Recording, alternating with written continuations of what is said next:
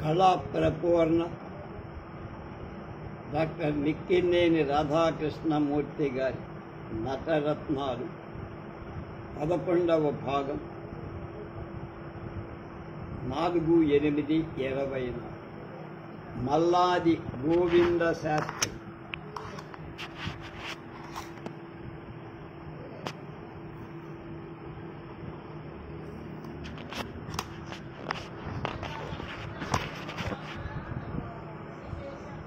గుంటూరులో 1885 సంవత్సరంలో ప్రారంభమై విబుద్ధ రంజని శృంగార హిందూ నాటక సమాజం 1912 వరకు, అంటే అదొక 15 ఇక 27 ఏళ్ళు దేదీప్యమానంగా నడిచి ఈ నాటక సమాజాన్ని కనకరత్న శ్రేష్ఠి గారు స్థాపించి స్వంత నాటక ప్రదర్శనశాల నిర్మించి పాండవ జననం, వేణీ సంహారం, ద్రౌపదీ స్వయంవరం,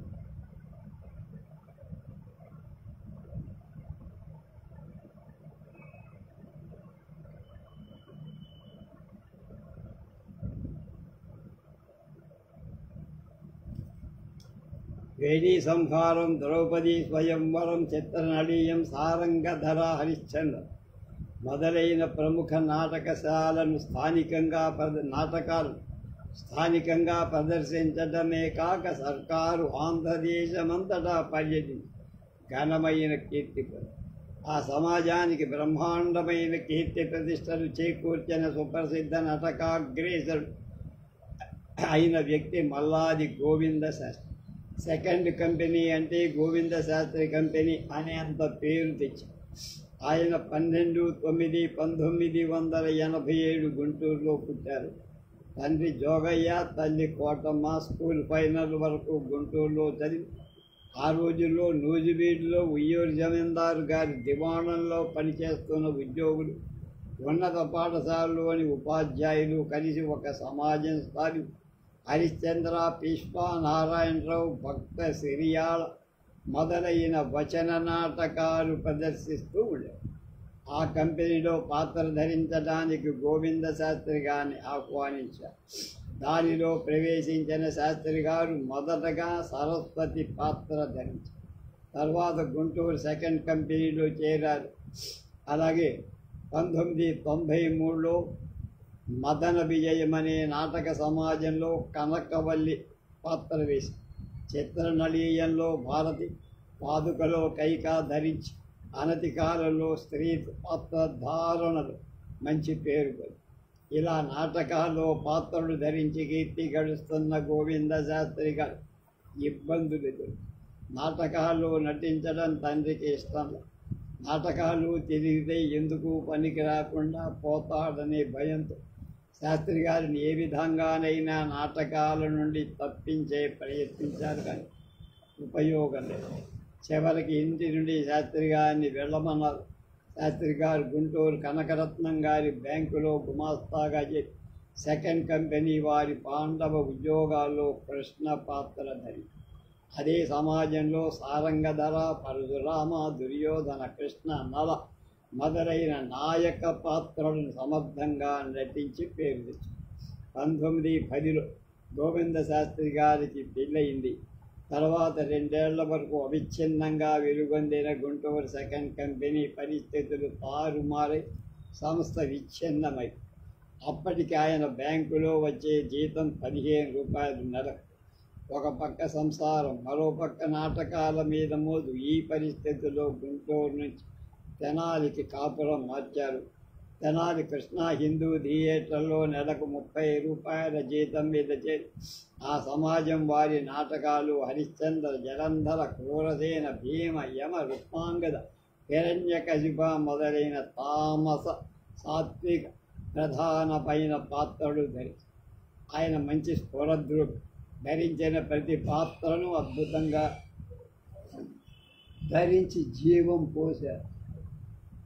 1917లో పెదవాళ్ళు జరిగించిన హరిశ్చంద్ర కాంపిటీషన్ హరిశ్చంద్ర పాత్రకు బంగారు పథకం పొంది నతకాగ్రణి అనిపించింది. కొంతకాలం బందర్ డివి సుబ్బారావు గారి ఇండియన్ డ్రామాటిక్ కంపెనీలో పాల్గొని మంచి పేరు తెచ్చుకోండి.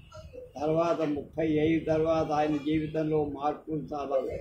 భార్య ఆరోగ్యం చెడింది.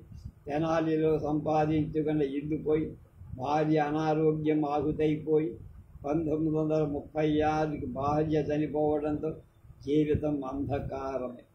ఆ అయోమయ పరిస్థితిలో 58 ఏళ్ల వయసులో తెనాలి నుండి విజయవాడ హనుమాన్ పేటలు వీధి పడి పెట్టుకుని ప్రైవేట్ మాస్టర్గా పొట్ట పోషించు. ఈ ప్రముఖ నటుడిని 1923 తెనాలి న్యాయవాద సంఘం చెలకలూరిపేట జమీందారు, 1925లో గుంటూరు పౌరులు, 54లో ఆంధ్ర విజ్ఞాన లలిత కళా పరిషత్తు ఘనంగా సన్మానించి ఎన్ని సన్మానాలు జరిగినా ఏం ప్రయోజనం. 70 ఏళ్ల వయసులో ఈ నటుడిని ఆదుకున్న వాళ్ళు లేకపోయారు. జీవితాంతం నాటక కళకే తన జీవితాన్ని అంకితం చేసిన కళాని మల్లాది గోవింద శాస్త్రి గారు సామాన్యుడిగానే చనిపోయారు. ఒక జాతి యొక్క కళాభిరుచుల నాటక రంగం తప్పక తెప్పుతుంది అన్నట్ట స్టానిస్లవిస్కీ. దాసరి కోటిరత్నం.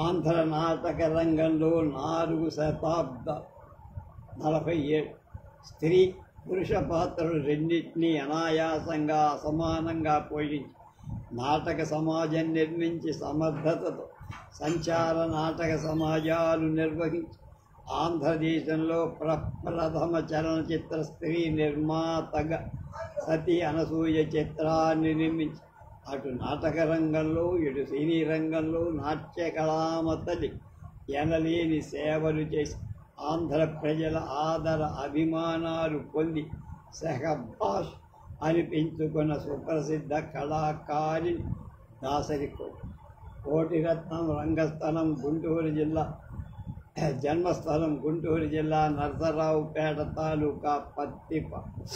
ఆమె తండ్రి నటుడు. తండ్రి శిక్షణలో 9వ సంవత్సరంలో నాటక రంగంలో ప్రవేశించి నాటకాలలో చాలా పాత్రలు ధరించడం మొదలుపెట్టి హరిశ్చంద్రలో లోహితాక్షుడు, బొబ్బిలి యుద్ధంలో చినరంగారావు, లవకుశలో కుశుడు, ప్రహ్లాదలో ప్రహ్లాదుడు ఆనాడి అసమానమైన నటను ప్రదర్శి ఆమె స్త్రీ అయిన ప్రారంభ దశలో పురుష పాత్రలు ధరించటంతో ప్రసిద్ధ నటులతో సమానంగా నిలబడి పురుషుల కంటే బాగా గొప్పగా నటించారు.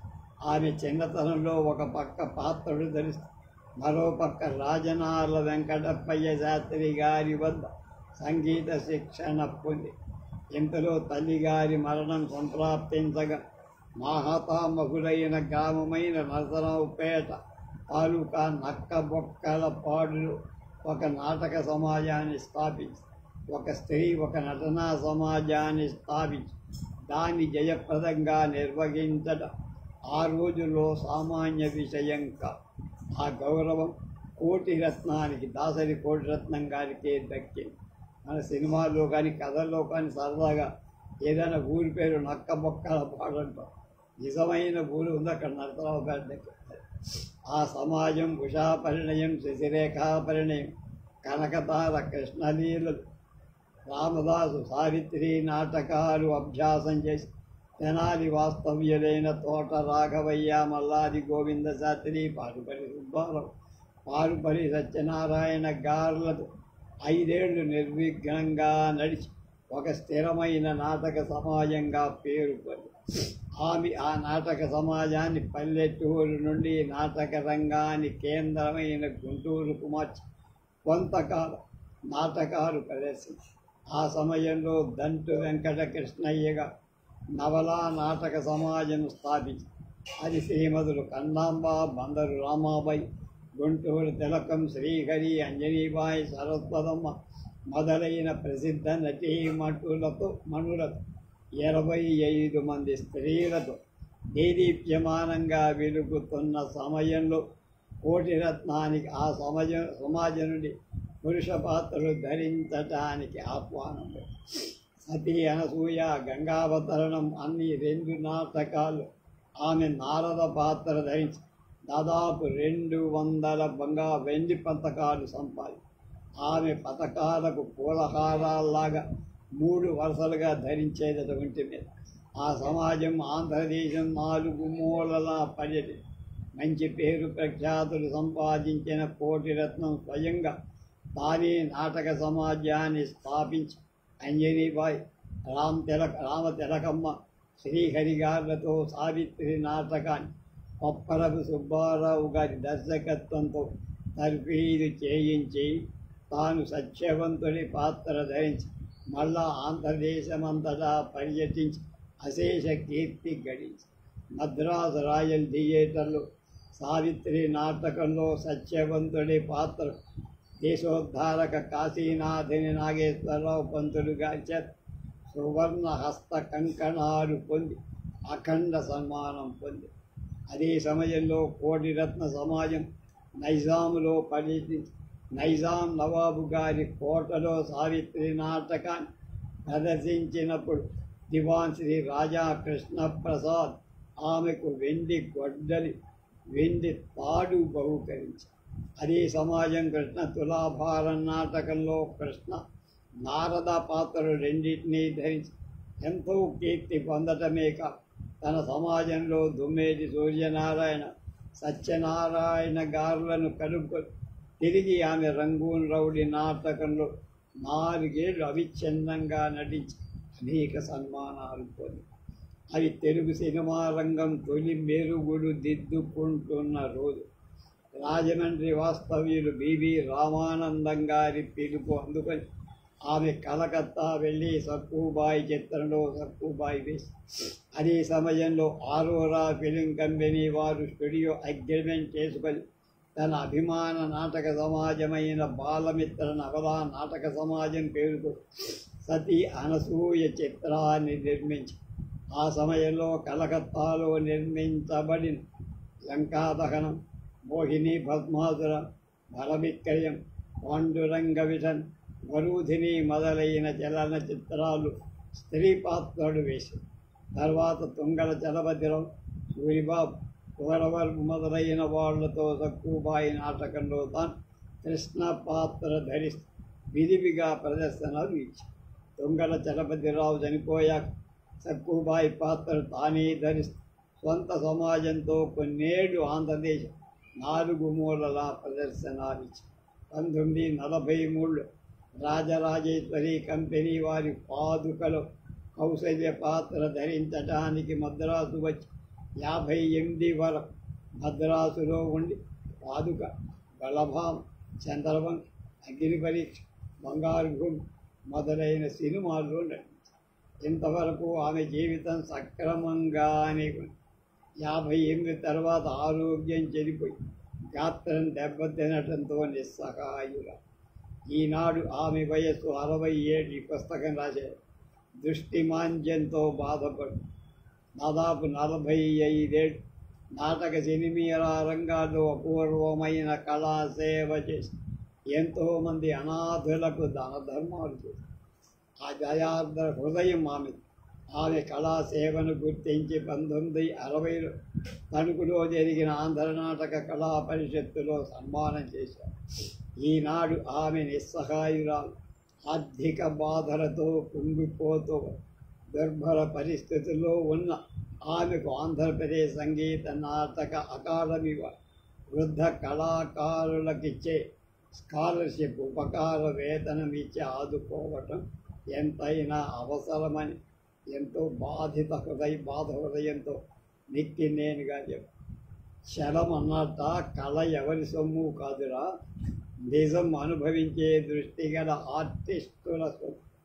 ఎంత పంచుకున్నా అది నీది కాదు. సురభి కమలాబాయ్.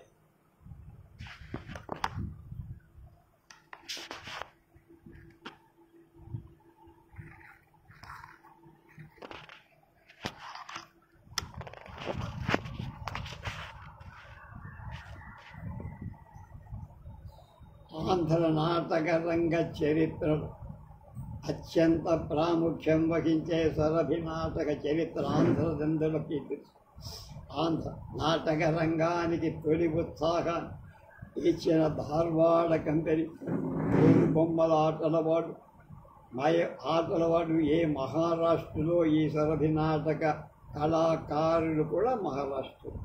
సురభి నాటక కళాకారులు ఆంధ్ర రంగానికి అపార సేవ చేసి కేవలం భుక్తి కోసమే కాక కళా దృష్టితో నాటకాలు ప్రదర్శించి కుటుంబాన్ని ఆంధ్రదేశం అన్ని వైపులా విస్తరించి నాటక రంగానికి గొప్ప సేవ చేసి అలా సేవ చేసిన కుటుంబాల కోవకే చెందింది సుప్రసిద్ధ చలనచిత్ర ప్రథమ కథానాయక్ ఫస్ట్ హీరోయిన్ తెలుగులో సురభి కమలాబాయి. కమలాబాయి 1908 ఏప్రిల్ 4వ తేదీ హైదరాబాదులో జన్మించి తండ్రి సుప్రసిద్ధ సురభి కళాకారుడు వనారస పెదకృష్ణాజీరావు, తల్లి వెంకుబాయి. ఆమె మహాసంగీత విద్వాంసుడు. జంఝాటి రాగాలాపన చేయడంలో అందివేసిన విదుషి. అందువల్ల ఈమెను జంఝాటి వెంకుబాయి అనేవారు. కమలబాయి తండ్రి కృష్ణాజీరావు గారికి సొంత సురభి నాటక సమాజం ఉండేది.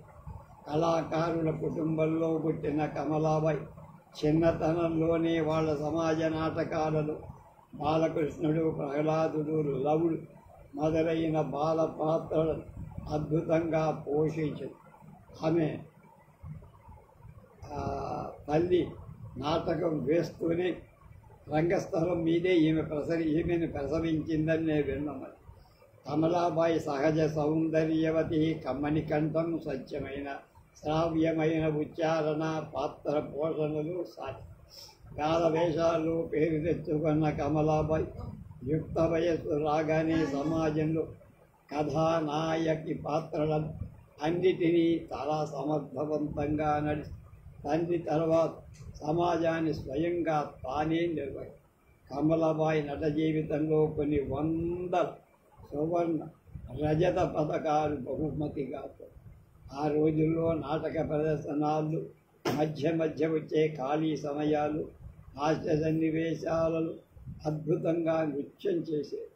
ఆమెకు సహజ సంగీత జ్ఞానం ఉన్న హిందుస్థానీ సంగీతం నేర్చుకోవాలని కుతూహలంతో బొంబాయి వాస్తవ్య వరసాంబువ వద్ద హిందుస్థానీ సంగీతాన్ని నేర్చి అమర గాయకిగా, గాన గంధర్వగా ప్రశంసలు. ఎన్నో సురభి నాటకాల ఎన్నో పాత్రలు ధరించిన కమలాబాయి మొట్టమొదటిసారిగా హెచ్ఎం రెడ్డి గారు తీసిన భక్త ప్రహ్లాదలో నటించి తెలుగు టాకీ యుగం ప్రారంభమైన తరువాత ప్రప్రథమంగా చలనచిత్రాల్లో కథానాయక పాత్ర ధరించిన ప్రప్రథమ తెలుగు వనిత సురభి కమలాబాయి. ఆ ఘనత ఆమెకి మాత్రమే దక్కింది. ఆ తర్వాత ఆమె శకుంతల, పాదుక, ద్రౌపదీ మాన సంరక్షణం మొదలైన తెలుగు చిత్రాలలో కథానాయక పాత్ర ధరించడమే కాక హిందీ, తమిళ చిత్రాలలో కూడా ఎన్నో పాత్రలు అసమానంగా నటి. ఆమె పాల్గొన్న మొత్తం చలనచిత్రాలు 130కి పైగా ఉన్నాయి. మద్రాసులో జరిగిన భారత చలనచిత్ర ఉత్సవం సందర్భంగా దక్షిణ భారత నటీనట సమాఖ్య ప్రప్రథంగా తెలుగు చిత్రాలు నటించినందుకు 1957 జనవరి 17 ఒక షీల్డ్ సన్మాన పత్రం ప్రసాదించారు. 1866 ఆంధ్ర ఫిల్మ్ జర్నలిస్టుల అసోసియేషన్, 67 ఏలూరులో ఆంధ్ర నాటక కళా పరిషత్ మహాసభలో పరిషత్ వాళ్ళు, 69లో ఏలూరు వైఎంహెచ్ ఏ వాళ్ళు నాటక సినీ రంగాలకు ఆమె చేసిన సేవను ప్రశ్నిస్తూ ఘనంగా సన్మానించారు. హిందుస్థానీ సంగీతంతో పాటు హార్మోని, సారంగి, వయోలిన్ మొదలైన వాద్యాలను గొప్పగా వాయించారు. కమలాబాయి హాస్యచతుర సినిమా సెట్స్లో ఉన్నప్పుడు విడిగా చాలా చమత్కారంగా మాట్లాడు. అనేక తెలుగు నాటకాలు, సినిమాల్లో వివిధ పాత్రలు అత్యద్భుతంగా పోషి ప్రసిద్ధ నటిగా వెలుగొందిన స్వరభి కమలాబాయి 1971 ఫిబ్రవరి 19 ఏలూరులో ఆమె స్వంత ఇంట్లోనే చనిపోయింది. హరిప్రసాదరావు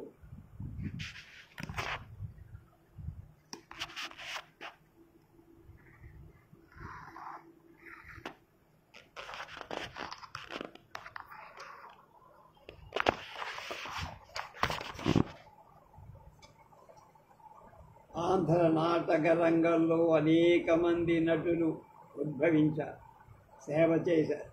కొందరు నటులుగా మాత్రమే పేరు, మరికొందరు ప్రేక్షక హృదయాల్లో నిలిచిపోయి నిర్జన కళాకారులు. ఆంధ్ర నాట పితామహ హరిప్రసాదరావు చతుర్విధ అభినయాలను సమపాళ్లలో నడిపి ప్రతి పాత్రకు పాత్రోచితమైన అభినయాన్ని అందించి ఆ పాత్రను జీవింపచేసిన మహానటుల్లో హరిప్రసాదరావు ప్రథం. అవి ఆంధ్ర నాటక రంగం తొలి రోజులు.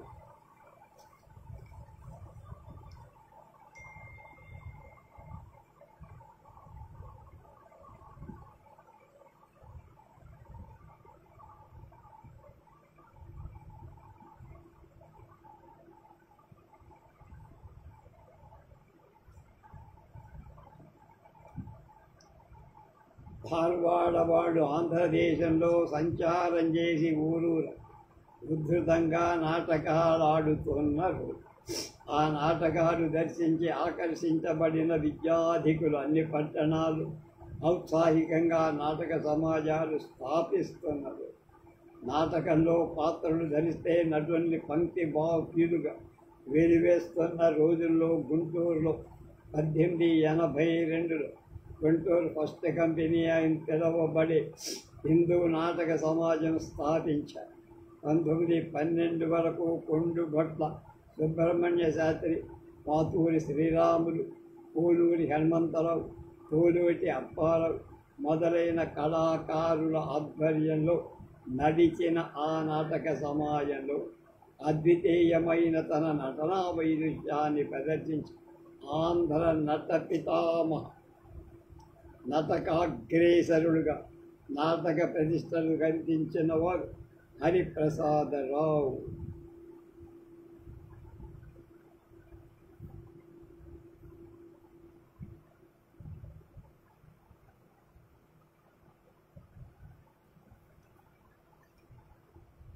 కృష్ణా జిల్లా కూచిపూడిలో హరివారి వంశంలో పుట్టాడు. హరి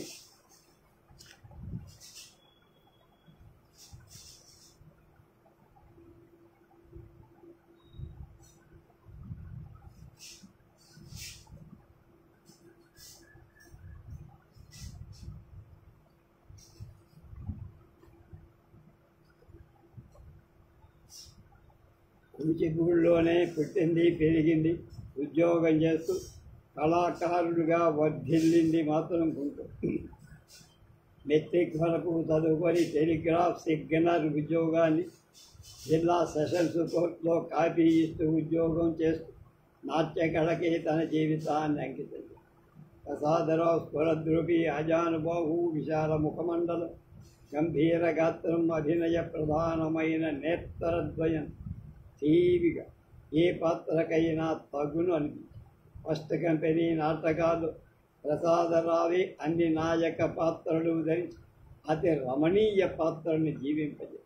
వీరి ప్రసిద్ధ పాత్రుడు సత్యహరిశ్చంద్రలో హరిశ్చంద్ర, సారంగధరలో సారంగధరుడు, చిత్రనడీయంలో నల బాహుక, అభిజ్ఞాన శాకుంతలో దుష్యంత, వేణీ సంహారంలో దుర్యోధన. ఈ పాత్రలన్నీ ఆయన తీర్చిదిద్దారు. ఆయన పద్యాన్ని భావయుక్తంగా పాడే ఆ పాట ఏ భావానికి ఎంత మోతాదులో ఉండాలి అంతవరకే పాడే. పాట కంటే భావానికి ప్రాధాన్యం ఇచ్చి సన్నివేశ స్వారస్యానికి తగిన సమపాళ్లలు చతుర్విధ అభినయాలను జోడించారు. ఏ ఒక్కటి హద్దు మీరి ఉండేది కాదు. ఆయన నటన అంత నిగ్రహం. ఏ పరిస్థితిలో ఆయన పాత్ర ఔచిత్యాన్ని భంగంగా ప్రవర్తించలేవాడు కాదు. పాత్రలో లీనమైనట్టు నటించేవారి కానీ తాదాత్మ్యాన్ని ఏనాడు పొందేవారు. అంతటి కట్టుదిట్టంగా సమపాళ్లలు ప్రతి పాత్ర నడిపించి అందువల్ల ఎందరు నటులు ఉద్భవించిన నట పితామహులుగా ప్రసాదరావు గారే నిలబడ్డారు. శృంగార కరుణ రసాలను ఒప్పించడంలో ప్రసాదరావు గారు బహు ప్రసిద్ధి. ఆయన పాత్రలలో అఖండమైన పేరు ప్రఖ్యాతుల్ని సంపాదించుకొని అశేష ప్రజాదరణ పొందింది హరిశ్చంద్ర పాత్ర. హరిశ్చంద్ర పాత్రను ఆంధ్రదేశంలో అనేక మంది నటులు నటించి ఆనాటి నుండి వాళ్ళు ఆ పాత్ర అపారమైన పేరు పొందిన వారు ప్రసాదం. హరిశ్చంద్ర పాత్రలో కరుణ రసాన్ని అభినయించడంలో ప్రేక్షకుల్ని ఇట్టే ఆకట్టుకునేవారు. ధీరోదాత్త పాత్రల్ని అభినయించడంలో ఆయన కానేశారు. ప్రతి పాత్రకు ఆ పాత్ర వ్యక్తిత్వాన్ని మాటలు, పాటలు, అభినయంలో, వేషధారణలో ఒక్కొక్క అభినయాన్ని చిత్రించారు. ఒక పాత్ర ప్రభావం మరొక పాత్ర మీద పడేది కాదు. హరిశ్చంద్ర నాటకంలో హృదయ విదారకమైన చివరి ఘట్టంలో లోహితాసుడి శవాన్ని చూసినప్పుడు పాడే పద్యాన్ని హృదయ విదారకంగా చదివి గుండెలు పిండేశారు. అభిజ్ఞాన శాకుంతలంలో వాసన దూడనట్టి ప్రసవం ఆదిగాగల పద్యాలు చదవటంలో శకుంతలను ఊహించి చేసే ప్రౌఢ శృంగారాభినయం అనన్య సామాన్యుడు. చిత్రనడీయ నాటకంలో నలుడి పాత్ర విదర్భ రాజనగరాన్ని నలుడు వర్ణించే ఘట్టంలో ఈ కుల వైభవమెన్న అద్భుతం అనే రగడను కీర్తనగా అద్వితీయంగా పాడి ప్రేక్షకుల ఆదరాభిమానాలు పొందే. మరో ఘట్టంలో దమయంతితో దేవతలనే వరింపమని దమయంతిని కోరు చివరకు తానే నరుడని చెప్పుకున్న ఘట్టాన్ని అతివా జ్ఞాపకనేలా ఈ పద్యాన్ని చివరి భాగం వదిలిపెట్టి 2-3 సార్లు చదివిందే చదువుతూ చివరికి ఆ నరుడే వీడే సొమ్ము బింబాధల అనే పద్యాన్ని అతి రమణీయంగా పూర్తి చేసి ప్రేక్షకులు తన్మయ ఆనందంలో ఉంచారు. ఈ పద్ధతిలో ఒక్కొక్కసారి ఒక్కొక్క విధంగా చదివి ఆశ్చర్యచకితులు చేసి ఈ విధానం వల్ల వారిని అనుకరించే వాళ్ళకు అది పట్టుపడేది. ధీరోదాత్త నాయకుల భక్తి, శృంగార, కరుణ రసాలను ఒప్పించడంలో ఎంతో ప్రజ్ఞ కలవారు ప్రసాదరావు గారు. హరిప్రసాదరావు ఆయన ప్రక్కన నాయక పాత్ర ధారణలు కోపల్లె హనుమంతరావు గారు కూడా ఎంతో సామర్థ్యాన్ని కలిగి. ఒకసారి ప్రసాదరావు గారి నరపాత్రాభినయాన్ని చూసిన ధర్మవరం కృష్ణమాచార్యులు గారు ఊదహరించని, ఊహించని ఎన్నో మనోభావాలను ప్రసాదరావు అభినయించారు అని చెప్పారు. ఆంధ్ర నాటక పితామహ ధర్మపరము కృష్ణమాచార్యులు అంటే అంటే పౌరాణిక నాటకం, తొలి పౌరాణిక నాటకాలు రాసింది ఆయన.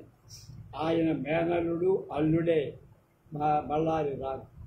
ఎన్నో గంభీరమైన ఉదాత్త పాత్రలు ధరించిన ప్రసాదరావు అతి చిన్న పాత్రలు కూడా నటుడికి పాత్ర ధరించడంలో చిన్న పెద్ద తేడా లేదు, ఉండకూడదు అని వయస్సు ఉడిగిన తరువాత కూడా వీరు సారంగధరాది యువక పాత్రను ధరించి కీర్తిపోయారు. చిట్టి పూర్ణయ్య పంతులు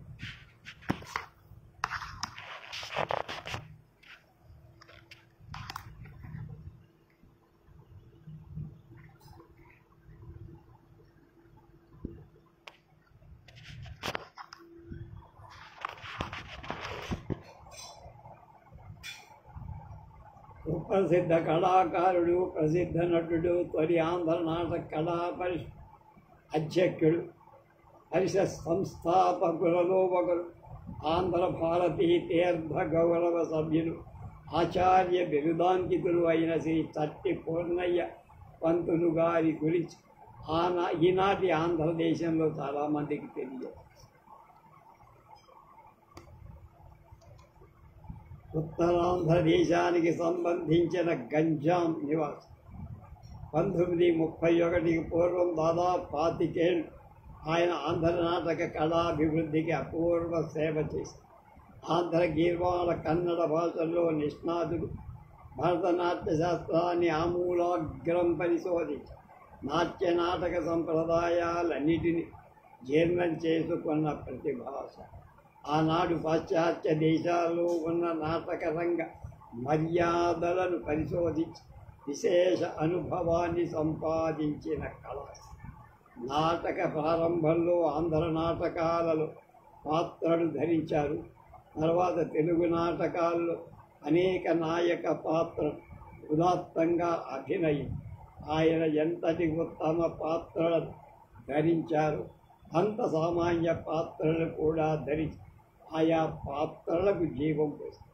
ముఖ్యంగా వీరి పాత్రలు పాత్ర పోషణ కొట్ట వచ్చినట్టు గద్యాన్ని పద్యాన్ని మిశ్రమం చేసి ప్రదర్శించే ఆనాటి నాటకాలలో పద్యం ఒక విధంగా రసభంగాన్ని కలిగిస్తూ ఉంది.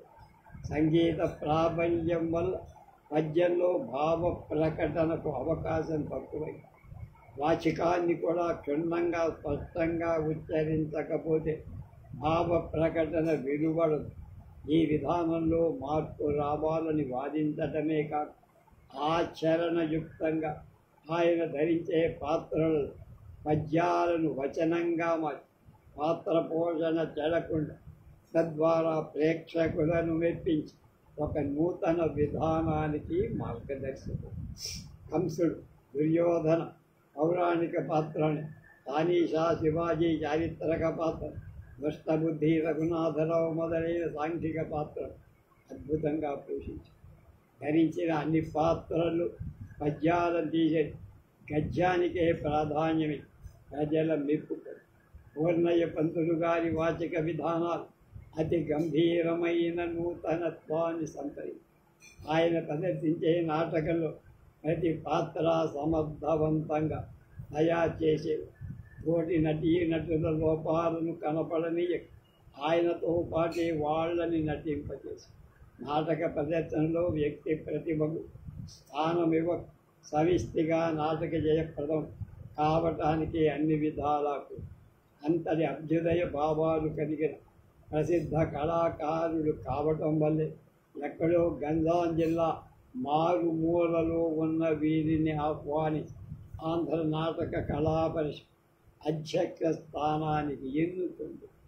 ఆ ప్రసిద్ధ నటుడు ఫ్రాన్స్ దేశం నుండి నాట్యాచార్య బిరుదు పొందారు. ఆంధ్ర నాటక రంగ పురోభివృద్ధికి ఎన్నో విధాల కృషి చేశారు. శ్రీకాకుళం మున్సిపల్ చైర్మన్గా కూడా ఆయన 15 సంవత్సరాలు జనలేని ప్రజాసేవ చేశారు. రేపు కందాడై శ్రీనివాసన్ గారి గురించి తెలుసు.